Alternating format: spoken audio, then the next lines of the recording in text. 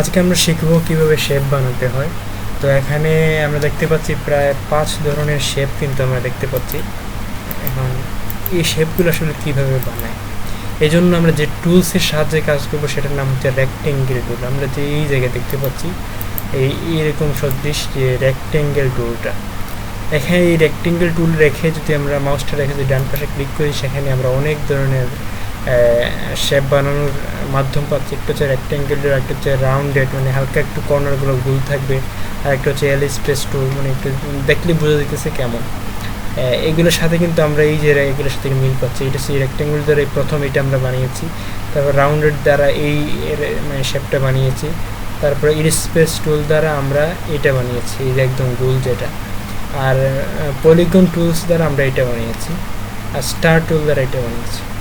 তো আমরা সোজা যদি কোনো একটা রেক্টেঙ্গেল টুল নিতে চাই, তাহলে এইটাতে আমরা ক্লিক করবো রেক্টেঙ্গেল টুল। তারপরে আমরা আগে শুরুতেই নিচে আমরা করি একটা কালারটা আমরা ফিল কালার, এটা কী বলে ফিল কালার, আর নিচে যেটা এটা হচ্ছে স্ট্রোক কালার।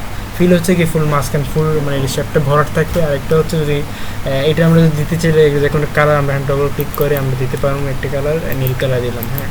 আর যদি আমরা স্ট্রোক কালার দিতে চাই, মনে করে স্ট্রোক কালার দিতে চাইলে আলহামদুলিল্লাহ কিছু দিতে পারবো, এই যে নীল থেকে আমরা লাল দিতে পারি, মনে করেন লাল দিতে পারি। আর মনে করেন স্ট্রোক দিব না, তাহলে স্ট্রোক ওইখানে এই যে নানে অফ করে দিন, ফিল কালার দিলাম, তারপরে একটা এই বরাবর একটা দিলাম, এই একটা শেপ হয়ে গেছে।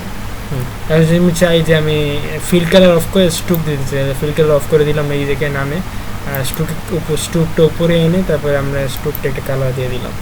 এখান থেকে আমি ইচ্ছে কোনো কালার দিতে পারি। এখন দেখেন আমরা এইটার কী করলাম, ফিল চলে গেছে কিন্তু সাইড চলে আসছে, এইটা হলো।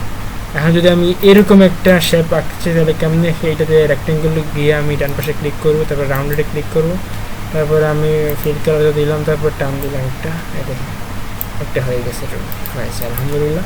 তারপরে যদি আমি যে এই টুলসটা এটা আমি এই শেপটা করতে চাই, তাহলে আমি রেক্টেঙ্গেল টুলে গিয়ে ডান পাশে ক্লিক করবো, তারপর এলিপ্স টুলে যাবো, তারপরে এই যে একটা হয়ে গেছে। তারপরে স্টার যদি চিহ্নটা শেপটা নিতে চাই, তাহলে আমি আবার রেক্টেঙ্গেল টুলে যাব, গিয়ে এখানে স্টার টুলে ক্লিক করে একটা টান দেবো, হয়ে গেছে। আশা করি বুঝতে পারছেন।